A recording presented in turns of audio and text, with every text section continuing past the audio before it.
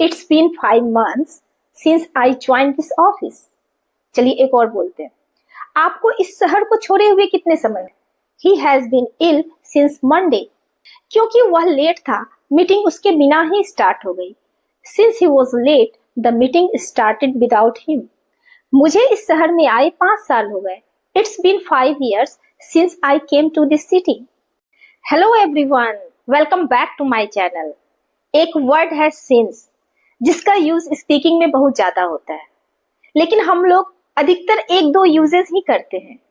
But इसके 1 नहीं 2 नहीं 4 यूजेस आज हम लोग पढ़ने वाले हैं, और चारों यूजेस जो है बहुत ही इंपॉर्टेंट है और स्पीकिंग में बहुत ही यूजफुल है।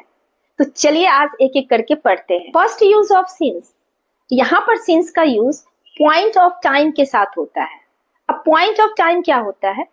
किसी भी समय को बताने का जो स्टार्टिंग पॉइंट होता है, like PM, AM, o'clock, morning, childhood, evening. For example, वह सुबह से इस काम को कर रही है। She has been doing this work since morning. वह बचपन से नोटी है। He has been naughty since childhood. वह 5 बजे से तुम्हारा इंतजार कर रहा था।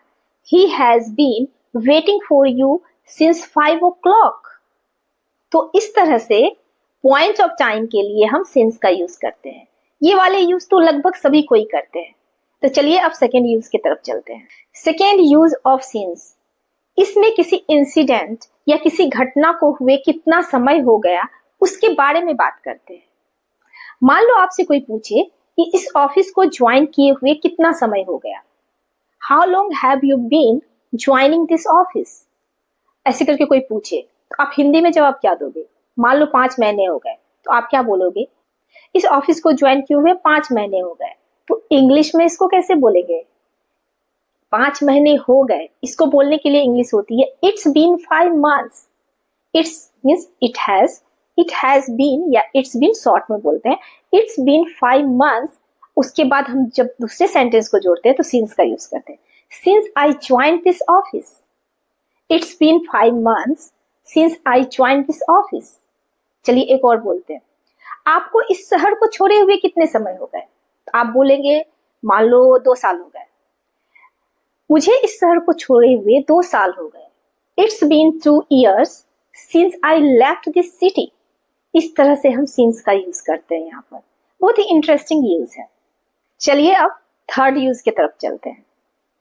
Third use of since. यहाँ पर सिंस का यूज बिकॉज की तरह होता है। जिस तरह रीजन बताने के लिए हम बिकॉज का यूज करते हैं, उसी तरह यानी हिंदी में क्योंकि के सेंस में, उसी तरह हम सिंस का यूज करते हैं। डिफरेंस बस इतना है कि सिंस का यूज सॉफ्टनेस के लिए होता है, जबकि बिकॉज डायरेक्टली बोला जाता है। ये वाले यूज बहुत कोई नहीं जानते हैं, लेकिन जो अच्छे स्पीकर हैं बहुत ज्यादा इसका यूज करते हैं अपनी स्पीकिंग में। चलिए कुछ सेंटेंसेस से समझते हैं। वह स्कूल नहीं गया क्योंकि वह बीमार था। Since he was ill, he did not go to school. तुम्हें आराम करना चाहिए क्योंकि तुम थके हुए हो।